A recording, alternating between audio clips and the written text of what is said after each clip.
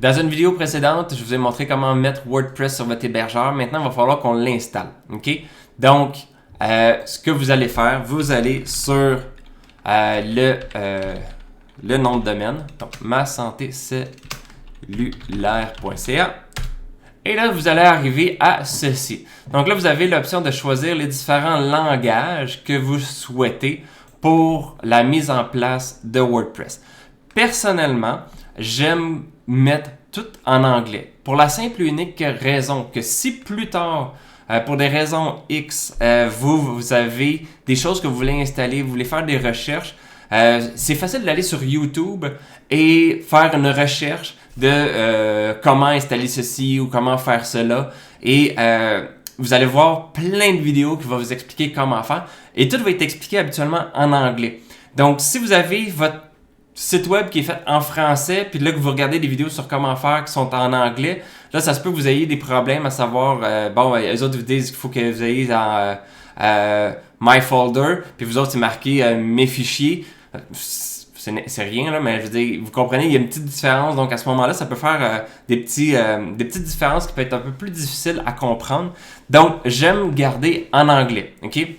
Mais si vous le souhaitez, vous pouvez choisir Français du Canada. Tout a été vraiment bien traduit. C'est juste que moi, j'aime garder ça en anglais pour la simple et unique raison que si je veux faire des modifications ou si je veux faire des affaires, tellement tout est bien expliqué en anglais que si j'ai en français, il peut y avoir des petites difficultés. Donc, moi, je choisis anglais. On clique sur « Continuer ». Là, bienvenue à WordPress. Avant de commencer, nous avons besoin d'informations sur la base de données. We will need to know the following items. Donc, nous allons avoir besoin des items suivants pour pouvoir continuer la configuration. Donc, on a besoin de la database name, database username, database password, database host et table prefix dans certaines situations. Donc, pour faire le tout, OK? Là, on revient sur cPanel. Là, c'est la partie qui est peut-être un petit peu plus complexe. Où est-ce que là, vous arrivez dans votre cPanel et là, vous allez avoir base de données MySQL. Vous cliquez là-dessus. Et là, vous allez pouvoir créer des bases de données, modifier des bases de données, voir la base de données actuelle, ajouter des utilisateurs et voir les utilisateurs actuels. Donc, comme vous voyez, on a besoin du name, du username, du password et de l'hébergeur. Donc, ce qu'on doit faire, OK? Pour commencer, vous pouvez créer une base de données ici. Donc, habituellement, vous allez avoir un début avec un peu en lien avec votre nom de site web, de nom de domaine.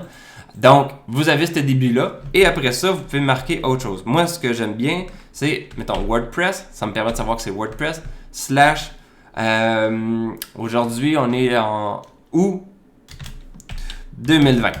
Donc, comme ça me permet de savoir que c'est la base de données de WordPress août 2020. Parce que plus tard, si je veux faire autre chose, je vais pouvoir mettre d'autres bases de données et savoir quelle qui est la bonne. OK? Là, je viens de voir quelque chose. Je vais me changer de côté. Je vais enlever le logo ici. Parce que vous allez voir plus de choses à côté, à gauche. Donc, créer base de données. Et c'est fait. Pas plus compliqué que ça. La base de données, vous la voyez, elle est ici. OK? Là, après ça c'était la section... Oups, excusez. La database name, le nom. Oups. C'est celui-ci. OK? Mais il y a besoin d'autre chose. Là, ce qu'il faut faire, c'est qu'il faut créer des utilisateurs. OK? Donc, là, ici, moi, ce que j'aime bien faire, je mets un utilisateur admin. À vous de voir, là, c'est quoi vous voulez faire, mais vous pouvez mettre celui que vous voulez. Moi, j'aime beaucoup admin. Donc, à ce moment-là, il faut après ça mettre un mot de passe.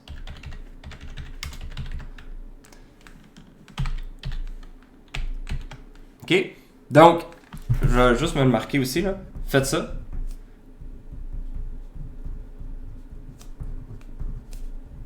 Donc, ça, c'est pour le user. Et donc, marquez-le sur un bout de papier ou quelque part pour être sûr de le rappeler parce que c'est vraiment important. Donc, parfait. Donc, là, vous voyez le nom, le mot de passe, créer un utilisateur. Donc là, on vient de créer l'utilisateur. On a créé tantôt la base de données et là, on vient de créer l'utilisateur qu'on voit qui est ici. OK? Donc là, ce qu'on veut faire, c'est qu'on veut lier l'utilisateur à la base de données. OK? Donc, en fait, non, c'est vrai, on n'a pas tant besoin de faire ça pour l'instant. Oui, non, c'est ça. Ajouter un utilisateur à la base de données. OK? Parce qu'on a créé un utilisateur, on a créé une base de données. Là, il faut choisir l'utilisateur et la base de données. On clique sur Ajouter. Et là, on lui donne tous les privilèges. Donc, apporter des modifications. Vous voyez, Succeed, ça a été cet utilisateur-là a les privilèges de la base de données qu'on a créée. On clique sur le petit X, retourner.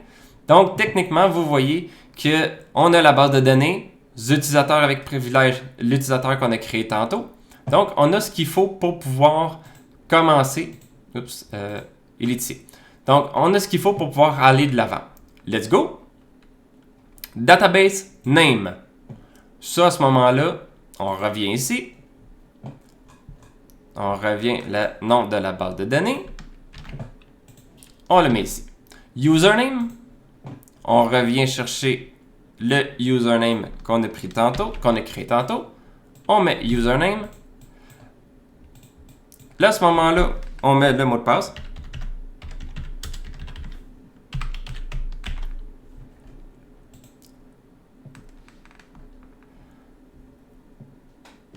Donc, database host, habituellement, cette information-là,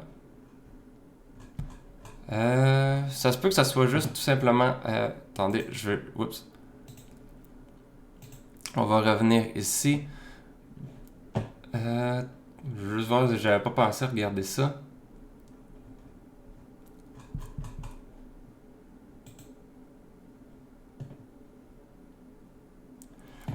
OK. Donc, en temps normal, ça devrait être correct. Table préfixe WP/. Donc, en temps normal, tout ça devrait être correct. On clique sur Submit. Et là, on fait Run the Installation. Donc, il y a besoin d'informations. Provide the following information. Site title. Donc, dans ce cas-ci, ma santé cellulaire. Username. Moi, j'aime bien mettre admin, mais vous pouvez bien mettre ce que vous voulez. Donc, je remets ici un mot de passe. Oups.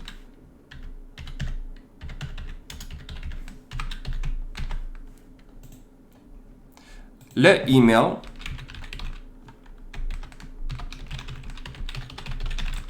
C'est toutes des choses qui peuvent être modifiées plus tard. Mais par rapport au nom, ici, je veux dire, le nom ici peut être changé. Le password peut être changé plus tard également. Et on ne clique pas là-dessus. Install WordPress. Donc, bravo, ça a fonctionné. On fait login. Là, on marque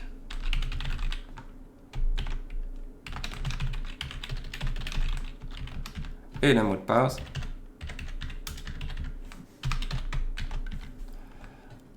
Login. Et vous êtes officiellement dans votre site web. Donc, si on fait ma santé cellulaire.ca, ça nous apporte à ça. Donc, ça, c'est un site web de base de WordPress. Comme vous pouvez voir, c'est vraiment pas cool. Mais bon, c'est un début. Et dans la prochaine vidéo, on va à ce moment-là vous montrer comment configurer et rendre votre site web plus beau et le mettre à la façon que vous le souhaitez. Mais pour l'instant, c'était de configurer le site web pour qu'il soit fonctionnel. Donc là, techniquement, vous devriez avoir votre site web qui est lié à votre nom de domaine. Donc, on se revoit dans une prochaine vidéo. Bonne journée.